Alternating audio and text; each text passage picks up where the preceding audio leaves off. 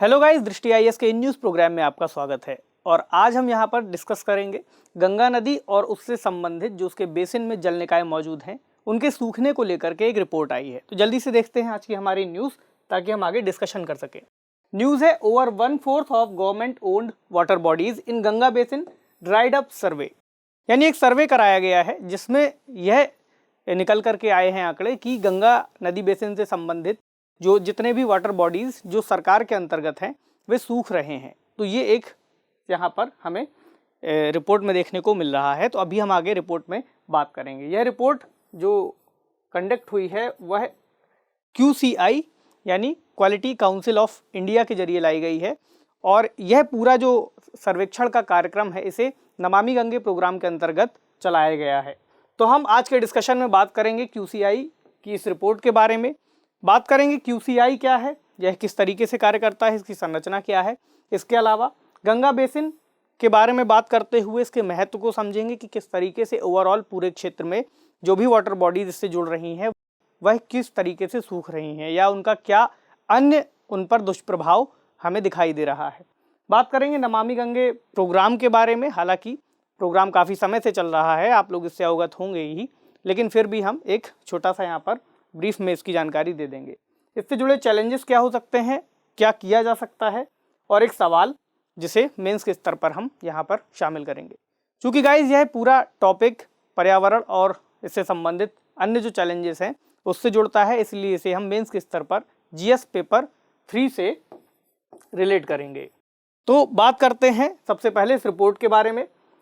तो QCI की report आई है, इसमें कहा गया है कि गंगा बेसिन में सरकार के स्वामित्व वाले लगभग 1/4 से अधिक जल क्षेत्र सूख चुके हैं, जिसमें लगभग 28% का आंकड़ा यहाँ पर इन्होंने दिया है। अब ये जो जल क्षेत्रों को लेकर के बात हो रही है, ये सभी जल क्षेत्र 5 राज्यों से मुख्यतः संबंधित हैं, जिसमें उत्तराखंड, उत्तर प्रदेश, बिहार, झारखंड और पश्चिम बंगाल शामिल हैं। और इन्हीं राज्यों में सर्वेक्षण कराया गया है।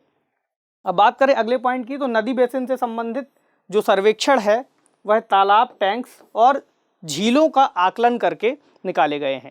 यानी इस जो ओवरऑल सर्वेक्षण है उसमें तालाबों को देखा गया है, जो उससे संबंधित टैंक्स जो बनाए जाते हैं या फिर जो अन्य झीलें वगैरह हैं उनको लेकर के सर्वेक्षण यहाँ पर किया है। कुल 578 जल निकायों पर यह सर्वेक्षण किया गया है, जिसमें बताया गया है कि लगभग 411 जो जल निकाय हैं उसके आसपास मानव बस्तियाँ मौजूद हैं। तो आंकड़े ये चीज़ें बताते हैं। बात करें आगे कि और क्या क्या कहा गया है, तो यह जो सर्वेक्षण इस बार कंप्लीट हुआ है, इसमें इन्होंने बताया है कि अभी के लिए यह सिर्फ उत्तर प्रदेश में पूरी तरह से कंप्लीट किया जा चुका है यह सर्वेक्षण। इसमें जो वाटर बॉडीज़ है हमने बात कर ली कि 578 हैं, और इन 578 वाटर बॉडीज़ में लगभग 56% ही कार्यशील हैं यानी फंक्शनल हैं। इसके अलावा लगभग जो 28% जो वाटर बॉडीज़ हैं यानी जल निकाय हैं वे लगभग सूख चुके हैं, और लगभग 16% को यहाँ पर यूट्रॉफिक बताया गया है। यहाँ यूट्रॉफिक का मतलब हुआ ऐसे जल निकाय जहाँ पर न्यूट्रिशन की मात्रा किसी कारण से बढ़ जाती है, और न्यूट्रिशन की मात्रा बढ़ने के चलते वहाँ पर मौजूद जो जलीय वनस्पति है या जलीय पौधे हैं उनकी संख्या में एकाएक तीव्र गति से वृद्धि होती है, जिससे वे उस जल निकाय में मौजूद ऑक्सीजन यानी उस जल में घुलित ऑक्सीजन की मात्रा को एब्जॉर्ब करने लगते हैं, और साथ ही उनके जो अवशेष हैं वे गलते हुए वहाँ पर पूरी ऑक्सीजन को अवशोषित करने लगते हैं। तो बाकी के जलीय जीवों के लिए वहाँ पर ऑक्सीजन की मात्रा में गिरावट होने लगती है, जिसके चलते अन्य जीवों पर इसका प्रतिकूल प्रभाव पड़ता है। तो यह एक प्रक्रिया है यूट्रोफिकेशन की, जिसको यहाँ पर सर्वे में शामिल करके बताया गया है कि वहाँ पर इस तरीके से समस्या आ रही है। इसके अलावा उन्होंने जो इस ओवरऑल सर्वे में बताया है, तो इसमें लगभग 2% टैंक्स पर सर्वे हुए हैं, 96% तालाबों को सर्वे में शामिल किया गया है, और 2% झीलों को इसमें शामिल किया है। अब यहाँ हमने बात कर ली यूट्रॉफिक की, और यह सर्वे अभी चूंकि उत्तर प्रदेश में कंप्लीट हुआ है, यह आंकड़ा बताता है, और उत्तर प्रदेश और अन्य राज्यों को हम यहाँ पर डिटेल से देख लेते हैं। तो उत्तर प्रदेश में जो आंकड़े बताते हैं उसके मुताबिक लगभग 21% जो जल निकाय हैं वे यूट्रॉफिक बताए गए हैं, लगभग 42% इसमें कहा गया है कि फंक्शनल हैं यानी अभी कार्यशील हैं, उनका उपयोग किया जा रहा है, और 37% लगभग सूख चुके हैं। यह यहाँ पर जो टोटल जल निकाय हैं 329 इसमें शामिल किए गए हैं, जबकि बाकी के जो जल निकाय हैं जो हमने पीछे संख्या देखी थी यहाँ पर 578 के आसपास, इसमें 249 जो जल निकाय हैं वे अन्य राज्यों से संबंधित हैं। अब उत्तर प्रदेश का जो गाजीपुर जिला है उसको कहा गया है कि उसमें सबसे ज़्यादा वाटर बॉडीज़ फंक्शनल हैं यानी क्रियाशील हैं। इसके अलावा जो उत्तर प्रदेश का भदोही जिला है उसमें बताया गया है कि सबसे ज़्यादा यूट्रॉफिक झीलें और वाटर बॉडीज़ वहाँ पर मौजूद हैं। तो ये एक आंकड़ा है यहाँ पर। अच्छा, इसका उद्देश्य क्या है? इस तरीके का जो आकलन किया जा रहा है, सबसे पहले यहाँ पर जो उद्देश्य है वह इन वाटर बॉडीज़ यानी जल निकायों की मैपिंग करना है। और इन जल निकायों की मैपिंग की जाएगी जियो टैगिंग तकनीक के जरिए, ड्रोन्स के जरिए और गहराई से इनका मापन करके। और जिन वाटर बॉडीज़ को यहाँ पर सर्वेक्षण में शामिल किया गया है उन्हें एक यूनिफाइड आइडेंटिफिकेशन नंबर दिया जाएगा ताकि उनका श्रेणीकरण एक तरीके से किया जा सके। और साथ ही एक वाटर क्लीनलीनेस इंडेक्स बनाने की भी यहाँ पर बात की गई है कि ताकि एक पूरा डेटा जब जमा हो जाएगा उसके आधार पर ही इन वाटर बॉडीज़ यानी जल निकायों को एक सफाई के आधार पर इंडेक्स बना करके इनकी सूची जारी की जाएगी, जिसमें इस बात का स्पष्टीकरण हो सके कि कौन सी वाटर बॉडी कितने बेहतर तरीके से फंक्शनल है या कार्यरत है। अब बात करें अन्य राज्यों के बारे में, तो बिहार से संबंधित आंकड़ा यहाँ पर दिया हुआ है जिसमें कुल 39 जल निकायों का आकलन किया गया, जिसमें 31% सूख चुके हैं, 31% यूट्रॉफिक हो चुके हैं और 38% क्रियाशील हैं। पश्चिम बंगाल का आकलन कहता है जिसमें 147 जल निकायों को शामिल किया गया है, इसमें लगभग 11% सूख चुके हैं, 16% यूट्रॉफिक है, 73% क्रियाशील हैं। 90% को लेकर के बताया गया कि उनमें कोई फेंसिंग नहीं लगाई गई है, यानी उनमें किसी भी तरह से कोई बाढ़ की व्यवस्था नहीं की गई है, पूरे खुले हैं। और 63% के आसपास ठोस अपशिष्ट की समस्या मौजूद है। बात करें उत्तराखंड की, तो उत्तराखंड का आंकड़ा बताता है कि 10 जल निकायों का इसमें आकलन किया गया है, 5 सूख चुके हैं, 2 यूट्रॉफिक हैं और 3 क्रियाशील हैं। झारखंड में 53 जल निकायों का आकलन, 13% सूख चुके हैं, 72% फंक्शनल हैं यानी क्रियाशील हैं, 15% यूट्रॉफिक हैं, 96 में कहा गया है कि कोई भी कार्य उसमें नहीं किया जा रहा है और 85% के आसपास ठोस अपशिष्ट मौजूद है। ये इन राज्यों के आंकड़े हैं। तो अब बात करते हैं हम QCI के बारे में। QCI का फुल फॉर्म है क्वालिटी काउंसिल ऑफ इंडिया, हम पहले भी बात कर चुके हैं। इसे वाणिज्य और उद्योग मंत्रालय भारत सरकार द्वारा स्थापित किया गया है, लेकिन इसमें अन्य उद्योग संघों को भी यहाँ पर उनसे सहायता ली गई, जैसे एसोचैम, CII और फिक्की। एसोचैम यानी associated chambers of commerce and industries of India, CII यानी भारतीय उद्योग परिसंघ और फिक्की यानी federation of Indian chambers of commerce and industries, इनको भी यहाँ पर भागीदार के रूप में शामिल किया गया है। अब यह जो QCI है यह एक स्वायत्त निकाय है और इसकी स्थापना गैर लाभकारी सोसाइटी के रूप में की गई है, यानी यह गैर लाभकारी सोसाइटी के रूप में पंजीकृत है। इसका कार्य क्या है? इसका मुख्य कार्य राष्ट्रीय मान्यता संरचना की स्थापना यानी नेशनल एक्रीडिटेशन को स्थापित करना और उसे संचालित करना, साथ ही यह गुणवत्ता को बढ़ावा देने में भी यहाँ पर सहायता करता है। बात करते हैं हम गंगा बेसिन के बारे में, इसको समझना बहुत इम्पॉर्टेंट है। तो यह भारत का एक बहुत बड़ा क्षेत्र अपने आप में कवर करता है। ये जो पूरा यहाँ पर आप एरिया देख रहे हैं जो कई राज्यों से जुड़ा हुआ है, यह पूरा गंगा बेसिन का एरिया है, जिसमें ग्रे कलर का जो एरिया दिखाया गया है यह भूजल स्तर को शामिल करने वाला एरिया यहाँ पर दिखाया गया है। बात करें इसके महत्व के बारे में, तो इसका महत्व, गंगा नदी का महत्व बहुत ज़्यादा है, खासकर देश के लिए जहाँ इसे एक राष्ट्रीय नदी के रूप में भी मान्यता दी जाती है। और यह लगभग 8,60,000 स्क्वायर किलोमीटर का एरिया अपने बेसिन के अंतर्गत कवर करती है, जो लगभग 26% भारत के पूरे भूभाग का एक क्षेत्रफल माना जाता है। इसके अलावा बहुत सारी चीज़ें हैं जो यहाँ पर दी हुई है, मैं इसमें से कुछ जो इम्पोर्टेंट पॉइंट्स हैं वो आपको बता देता हूँ।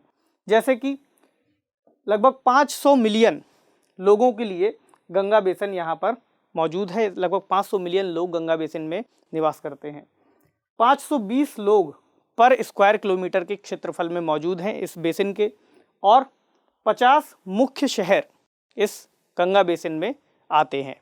50 मुख्य शहर में भी लगभग जो 50,000 की जनसंख्या से ऊपर वाले हैं, इसके अलावा जो 25% भारत के वाटर रिसोर्सेस हैं उनको इसमें शामिल यह पूरा बेसिन करता है, और 50% से अधिक जो एरिया है वह भारत का सिंचाई वाला एरिया इससे ही संबद्ध है।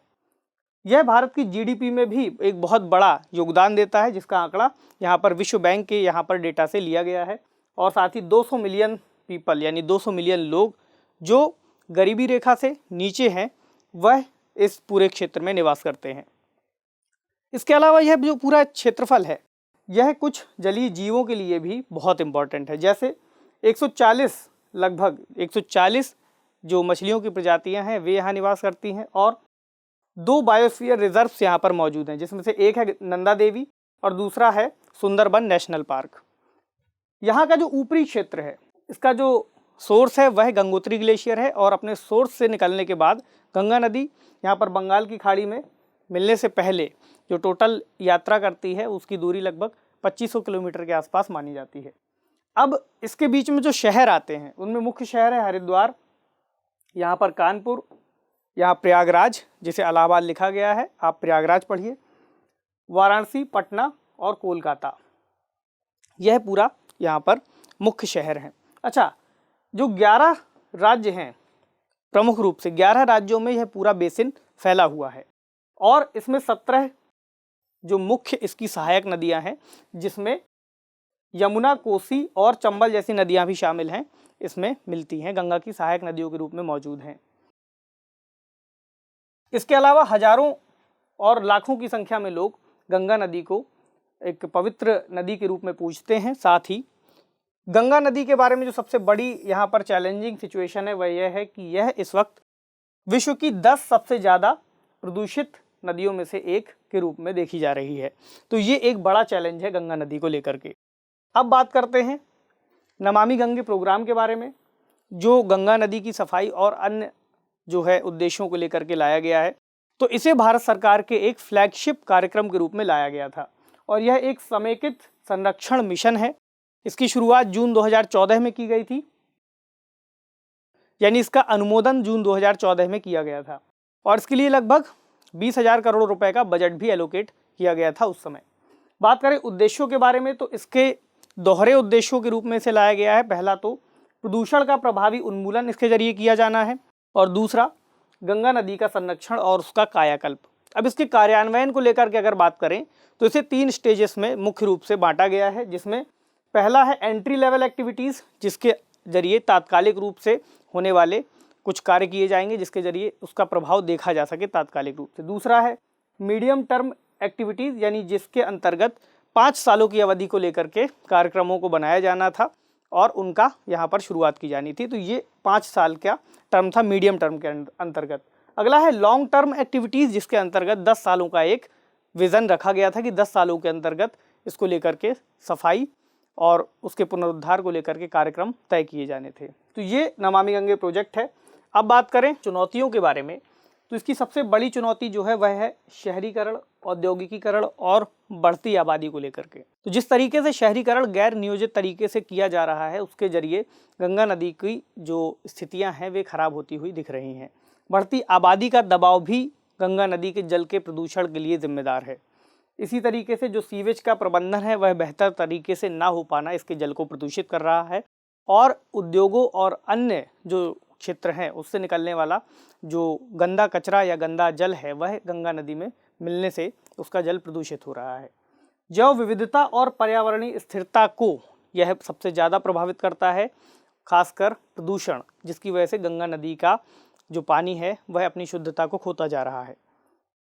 इसके अलावा अवसंरचना, पर्यावरणीय गवर्नेंस और तकनीकी विशेषज्ञता का अभाव भी यहाँ पर एक बड़ा चैलेंज बन करके गंगा नदी के सफाई और उसकी जो स्वच्छता है उसको लेकर के सामने आया है। अगर हम अन्य चैलेंजेस की बात करें तो एक बहुत बड़ा एरिया जो इसका सबसे ज़्यादा प्रभावित क्षेत्र है उसके तौर पर यहाँ पर कुछ शहरों को हम देख सकते हैं, जैसे कि हरिद्वार, कन्नौज, कानपुर, इलाहाबाद यानी प्रयागराज और बनारस यानी वाराणसी और पटना। ये कुछ प्रमुख शहर हैं जिसमें हरिद्वार और पटना को अगर हम छोड़ दें तो सबसे ज़्यादा जो पॉल्यूशन का लेवल है वह इन 4 शहरों में हमें दिखाई देता है। यहाँ पर आप इन्हें देख सकते हैं। अब इसके अलावा जो गंगा की इम्पोर्टेंस है वह तो यह है ही कि यह 40% जो भारत की जनसंख्या है, खासकर पेयजल को लेकर के, सिंचाई को लेकर के और जो पर्यावरणीय सुविधाएं हैं उनको लेकर के गंगा नदी पर ही आश्रित है। ऐसे में जो पॉल्यूशन के कारण है, यानी गंगा नदी में जो प्रदूषण है उसके कारण क्या है? सबसे पहला तो यह है कि लगभग 2700 मिलियन लीटर जो गंदा पानी है या अवशिष्ट जल है उसे गंगा नदी में छोड़ा जाता है। यह आंकड़ा जो हम यहाँ पर आपको दिखा रहे हैं यह वर्ल्ड बैंक की साइट से लिया गया है। इसके अलावा 500 मिलियन लीटर जो पानी है वह इंडस्ट्रीज से निकलने वाला अवशिष्ट जल भी यहाँ पर गंगा नदी में हर दिन छोड़ा जाता है। इसके अलावा जो फर्टिलाइज़र्स हैं या फिर अन्य जो चीज़ें हैं जैसे पेस्टिसाइड्स हो गए, उन्हें भी गंगा नदी में छोड़ा जाता है या उसकी अन्य सहायक नदियों में मिलाया जाता है। थाउजेंड्स टन यानी हजारों टन जो नॉन डिग्रेडेबल यानी जिसका क्षरण नहीं हो सकता ऐसा ठोस अवशिष्ट यहाँ पर गंगा नदी में, इस नदी के जो पूरा क्षेत्र है उसमें रोज के आधार पर यहाँ पर मिलाया जाता है। ऐसे में जो यहाँ पर चैलेंज आने वाले हैं प्रदूषण को लेकर के, वो एक बड़ा चैलेंज यहाँ पर अगर हम बात करें कि यह जो प्रदूषण है किस तरह की जो है चुनौतियों को जन्म देता है, तो इसमें सबसे पहला तो हम बात कर सकते हैं हजारों बच्चों के मौत को लेकर के, जिन्हें रोका जा सकता है और वे जल जनित बीमारियों के चलते यहाँ पर बीमार हो जाते हैं। इसके अलावा जो अनहेल्दी वर्कफोर्स है यानी कि जो हमारी कार्यशील जनसंख्या है, अगर वह अस्वस्थ होगी तो अपने आप में आर्थिक नुकसान हमें उठाना पड़ेगा। साथ ही भूमि का क्षरण तो होता ही है और वन्य जीवों को भी यहाँ पर नुकसान है, यानी बायोडाइवर्सिटी का लॉस है। बात करें क्या किया जा सकता है, तो बात करें आगे की राह के बारे में, तो national Ganga river basin authority को यहाँ पर विश्व बैंक की तरफ से कुछ अनुदान दिया गया है, ठीक है, जिसके जरिए गंगा नदी की सफाई और उसके कायाकल्प की एक योजना सामने लाई गई है। तो इसे आज हम यहाँ पर डिस्कस करेंगे। तो इसमें उन्होंने कुछ पॉइंट बताए हैं। सबसे पहले तो उन्होंने कहा है कि कुछ ऐसी संस्थाओं को यहाँ पर निर्मित किया जाए जो इस नदी के बेसिन को मैनेज कर सके। इसके अलावा एक इंफ्रास्ट्रक्चर का निर्माण किया जाए जिसके जरिए उद्योगों से निकलने वाला जो अपशिष्ट जल है उसका निपटान किया जा सके। साथ ही कुछ जो अर्बन डिज़ाइंस हैं उन पर कार्य किया जाए। गाइज यहाँ पर जो प्लेट है आप उसका स्क्रीनशॉट ले सकते हैं ताकि आप इन पॉइंट्स को अलग से भी पढ़ सकें और समझ सकें। कुछ पॉइंट्स को मैं यहाँ पर आपको बता देता हूँ, तो जिन्हें हिंदी में समझने में आसानी होगी वे लिख लीजिए इसको। इसके अलावा generate knowledge and basic plans, यानी जो जानकारियां हैं उनको लोगों तक साझा किया जाए और जो पूरी यहाँ पर कार्य संरचना है उसको लेकर के एक प्लानिंग की जाए और स्टेक होल्डर्स से बातचीत की जाए और उनसे भी ये सारी जानकारियां साझा की जाएं। अब इससे क्या लाभ हो सकते हैं इसको लेकर के उन्होंने बताया है। पहले तो यह कि इससे जल की शुद्धता में सुधार होगा और जो स्वास्थ्य संबंधी जितनी भी यहाँ पर खर्चे हैं उनमें भी कमी आएगी। जाहिर सी बात है कि जब पीने के पानी में शुद्धता बढ़ेगी तो उससे जो होने वाली बीमारियां हैं उनमें गिरावट आएगी और लोगों की जेब से पैसा कम खर्च होगा। अगला, प्रोटेक्टेड बायोडाइवर्सिटी, यानी जो जैव विविधता है उसका संरक्षण भी यहाँ पर किया जा सकेगा। इन्हेंस इकोसिस्टम सर्विसेज, यानी जो पर्यावरणीय जो सेवाएं हैं उनमें सुधार हो सकेगा। पानी की जो अपशिष्ट जल के जो निपटान की जो यहाँ पर कीमत है उसमें भी कमी आएगी, उसमें गिरावट आएगी। साथ ही जो लोगों की जीवन शैली है उसमें भी आर्थिक रूप से जो कठिनाई आती है उसमें भी गिरावट आएगी। अब यह जो पूरा प्रोजेक्ट है वह मुख्य रूप से 5 राज्यों पर आधारित है, जिसमें उत्तराखंड, उत्तर प्रदेश, बिहार, झारखंड और पश्चिम बंगाल आदि शामिल हैं। तो ये एक कार्य योजना है वर्ल्ड बैंक की तरफ से, तो इसको आप अपने उत्तर में शामिल कर सकते हैं। अब हम बात करते हैं आज के सवाल के बारे में। तो सवाल आप नोट कीजिए। हाल ही में आई QCI की रिपोर्ट नमामि गंगे प्रोग्राम की सफलता पर सवाल खड़े करती है। उपरोक्त कथन का विश्लेषण कीजिए। तो इस सवाल में यहाँ पर जो मेन हाईलाइट है वह रिपोर्ट के बारे में है, यानी कि किस तरीके से उस रिपोर्ट में क्या क्या मुख्य पॉइंट्स हाईलाइट किए गए हैं आप उनको बताइए। नमामि गंगे प्रोजेक्ट के बारे में जानकारी दीजिए कि इस प्रोजेक्ट के अंतर्गत ही इस तरीके के कार्यक्रम संचालित किए जा रहे हैं। हालांकि यह कथन है तो इसमें अपने आप में विश्लेषण करने की बात की गई है, यानी विश्लेषण के आधार पर आप इन खामियों को बताते हुए प्रोजेक्ट चूँकि चल रहा है इस आधार पर एक सकारात्मक पॉइंट पर इसे ख़त्म कीजिएगा। तो इस तरीके से आप इस आंसर को 250 शब्दों में लिखिए और अपना अभ्यास करते रहिए। तो गाइज़ ये था आज का हमारा इस टॉपिक को लेकर के डिस्कशन। उम्मीद है आपने इससे बहुत कुछ सीखा होगा। आपसे मिलेंगे अगले सेशन में कुछ नए टॉपिक के साथ। तब तक के लिए पढ़ते रहिए, सेफ रहिए। शुक्रिया।